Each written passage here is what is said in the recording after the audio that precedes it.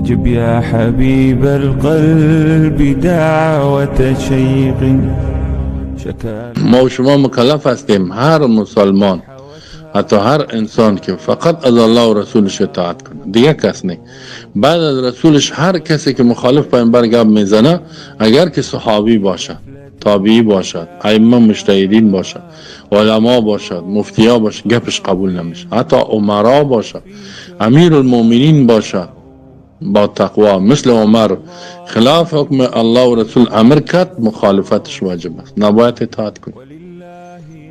زیرا ما انسان ها بنده الله هستیم، الله معبود ما باید از او، و امت و تابعداری رسول الله فرض است، فقط دیگه کس نیست.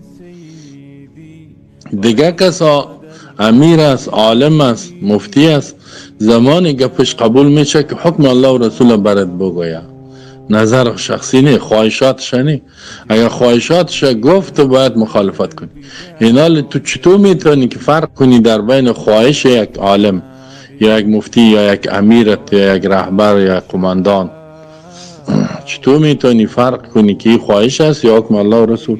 علم میخواد، باید بفهمی قرآن حدیثه. علم بسیار ضرور است. کسایی که علم قرآن حدیث یاد میگیرن به خاطر که عمل بکنن، به خاطر که رحمت الله را به دست بیارن، به خاطر کفار شکست بدن، به خاطر الله را راضی کنن، اینا را کسی گمراه کردن نمیتونه. این کسایی که هستن پشت مردم میده فلانی اینطور گفت، فلانی اونطور گفت. هر عالمی که گپش مخالف قرآن باشه مردود است، هر کسی که باشه، حتی از صحابه یا مخالف حدیث باشه مردود است. گپ صحابه را مردم نمیگرفتن. عبدالله بن عباس میگه ما میگم که رسول الله تو گفت، شما میگه ابوبکر تو گفت. میترسم که با بالای تا از آسمان سنگ نباره که ما میگم ما رسول الله گفت، شما میگین ابوبکر گفت. بعض جایلا بود میگفت ابوبکر رضی الله، با وجودی که ابوبکر بهترین امت است اما اطاعتش واجب نیست.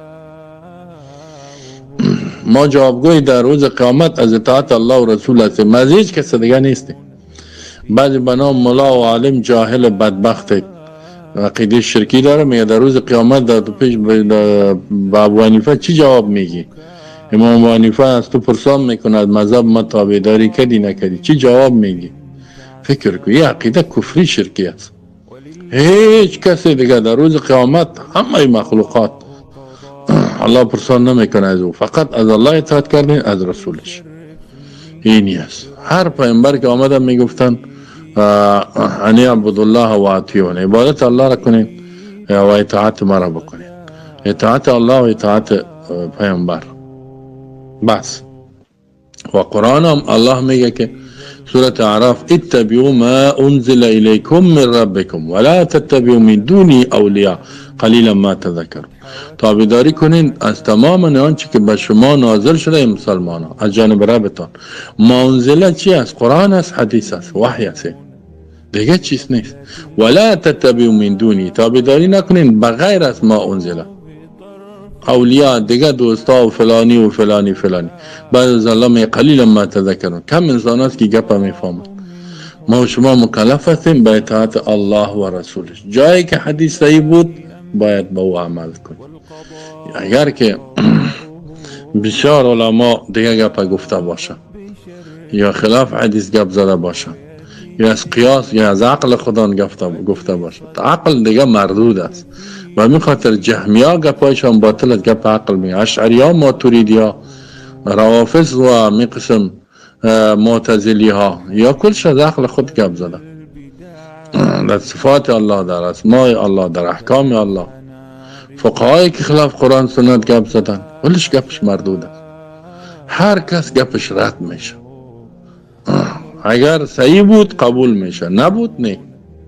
هر کس، مگر الله گپش رد نمیشه و رسولش. و اطیعوا الله و رسول، اطاعت کنین از الله. اینا بسیار بفهمین.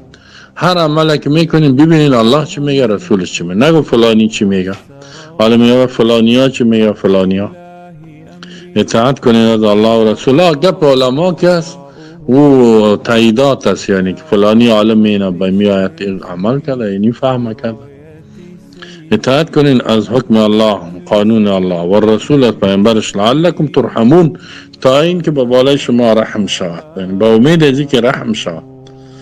حال مردم قوانین کفریزم و دموکراسی و سیکولاریسم و قومیت و فلان فلان دامن میزنن، فلانی طور است، فلانی طور است. اطاعت الله و رسول مانده دیگه چیزا خیزن. تباهی است، بربادی است. مردم دین نشناخته، نمیفهمه که ما بنده کیستم، نمیفهمه که ما امت کیستم، نمیفهمه که ما در برابر چی مسئولیت دارم. بیان قرآن حدیث یاد بگیریم و تا که اطاعت بکنیم. بدون یاد گرفتن خود نمیشه. علم اول ضروری است. الله من حب تعسر وصفه ولله أمري والقضاء قضاؤه فيا رب شرفني برؤيا